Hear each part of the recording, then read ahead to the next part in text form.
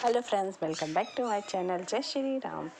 क्या आपको पता है रामायण काल में द्रौपदी कौन थी और रामायण काल में उसकी अहम भूमिका क्या थी? हम सभी जानते हैं कि रामायण की कहानी बहुत ऐतिहासिक है, जिसमें राजा दशरथ जी के 4 पुत्र राम, लक्ष्मण, भरत और शत्रुघ्न, जिसमें राजा दशरथ जी ने अपने बड़े पुत्र राम जी को 14 वर्ष का वनवास दिया था, जिसके कारण उनकी मृत्यु भी हो गई थी दशरथ जी की। और उसके बाद माता सीता का हरण हुआ। जब माता सीता का हरण हुआ उस समय भगवान दर दर भटकते रहे और माता सीता की खोज करते रहे। फिर जाके उन्हें हनुमान जी मिले, तब उन्होंने सुग्रीव को किष्किंधा का राजा बनाया। उसके बाद की आगे की कहानी शुरू होती है कि किस प्रकार सेतु बनाया गया और लंका में प्रवेश किया गया। जब लंका गए तो वहाँ पे भगवान ने अपने अवतार का पूरा कार्य पूर्ण किया और असुरों का विनाश किया, जिसमें उन्होंने मेघनाथ, कुंभकर्ण, अहिरावण सबका वध किया और सीता माता को भी अग्नि परीक्षा देनी पड़ी और विभीषण को लंका का राज्य सौंपकर भगवान अयोध्या आ गए। अब बात करते हैं द्रौपदी की। द्रौपदी रामायण काल में कौन थी? द्रौपदी के बारे में कहा जाता है कि द्रौपदी द्वापर में प्रकट हुई थी, जो कि यज्ञ कुंड से प्रकट हुई थी, जो राजा द्रुपद की पुत्री थी, जो 5 पतियों के साथ विवाह की। क्योंकि उसका विवाह अर्जुन से होना था, लेकिन एक गलती की वजह से उसे 5 पतियों के साथ विवाह करना पड़ा रहा। क्योंकि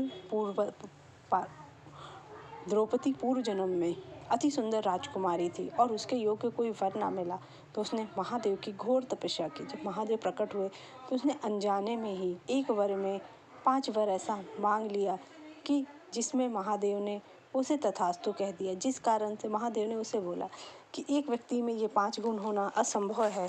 लेकिन उसने बहुत चतुराई से महादेव से ये वर प्राप्त कर लिया, जिसके कारण उसे 5 पतियों से विवाह करना पड़ा। अब महाभारत में द्रौपदी का चीरहरण हुआ और पांडवों का 12 वर्ष का वनवास और 1 वर्ष का अज्ञातवास हुआ। उसमें महाभारत का युद्ध हुआ, जिसमें भाई भाई से, पिता पुत्र से, सबका घोर, जिसमें दुर्योधन, कर्ण, दुशासन, शकुनी सभी मृत्यु को प्राप्त हुए। अब उसके बाद युधिष्ठिर जी का राज्य अभिषेक होता है और युधिष्ठिर चक्रवर्ती सम्राट बनते हैं।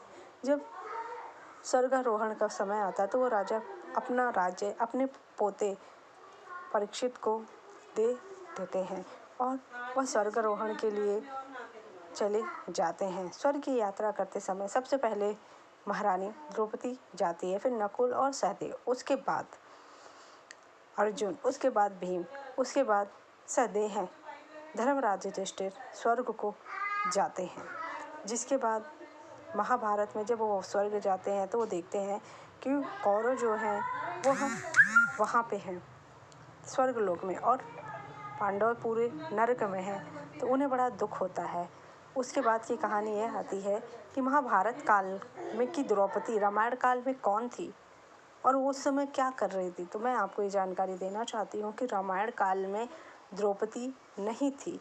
रामायण काल में राम, सीता, लक्ष्मण और भरत इनकी कहानियाँ हैं, लेकिन इस काल में द्रौपदी द्वापर में हुई। इस कारण से द्रौपदी का चरित्र द्वापर में, क्योंकि युगों का परिवर्तन है। रामायण काल में द्रौपदी का कहीं पे भी कोई जिक्र नहीं मिलता है, ना कि द्रौपदी को कहीं पे प्रस्तुत किया गया है।